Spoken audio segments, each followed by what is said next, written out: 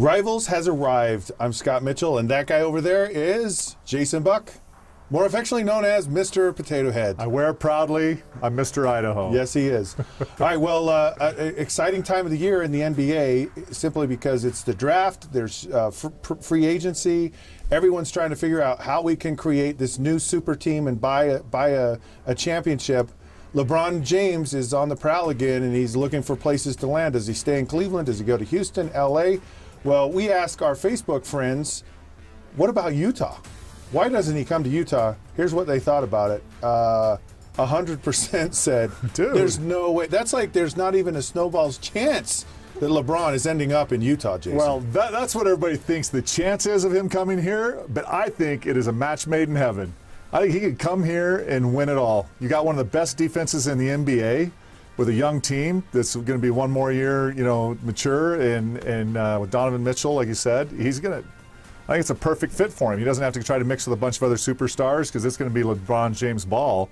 But you add him with that defense, man, this could be the best team he could come to. I agree with you. I really do. I think it's a tremendous opportunity. The whole question is, does he really care about the major media market? And Utah is certainly not that market, but he would bring so much attention. He would make it the media market. I agree with a lot of what you say, because you have Rubio, who's the point guard, and Donovan Mitchell isn't. He's a two guard, and then you have this scoring power forward in LeBron James. You have another three-point threat in Joe Ingles, and you've got this dominant defensive player in Rudy Gobert.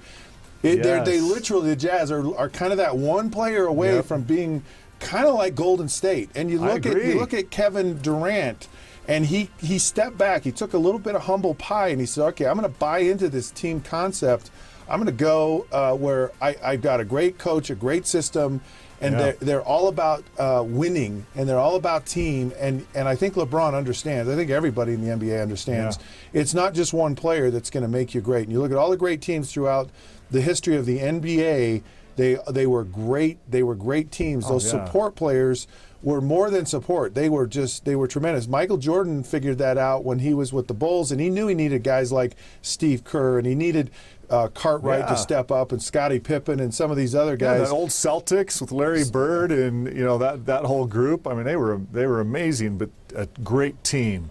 I think if it could be the great Cinderella story of NBA history, because it's a perfect formula for LeBron to come to Utah and have a team that he could win with. I think would mold around him perfectly, not take away from him, and bring the defense and the type of things he needs with him that would complement him. I think, if he looks at it, he's got all the money in the world. And like you said, it'd bring all the media attention to Salt Lake City. He wouldn't hurt by coming to a smaller market because he's LeBron. Right? But he has an opportunity to win it, probably his best opportunity to win it with the Jazz if you look at all the other opportunities. As crazy as it sounds, it really makes a lot of sense. You look at Russell Westbrook and Paul George, and you look at Carmelo, three, of probably the greatest players to ever play in the NBA, and the combination just wasn't right. And it was the players at Golden State and that actually embraced Kevin Durant, because Kevin Durant by himself is a superstar. And that's the kind of players you have at the Jazz. You have players that can really embrace. And if LeBron came here and actually had that attitude of kind of stepping down just a little bit and embracing the whole philosophy, the whole culture of the Utah Jazz, and the players in the Jazz actually would be the kind of players to really embrace someone like LeBron. I agree. Would be phenomenal. Yeah, it'd fit like a glove. Would absolutely be phenomenal. All right.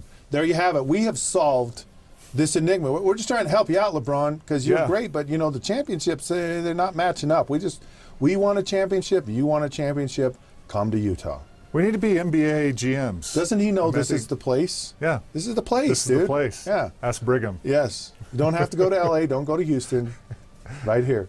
All right, Rivals has arrived. Now it's time to go. You can text Rivals to 65537. Go to all those social sites and like us. Be smart. Dial us in on our smartphone. This round of Rivals is over. And we are off to our corners. He is Jason Buck.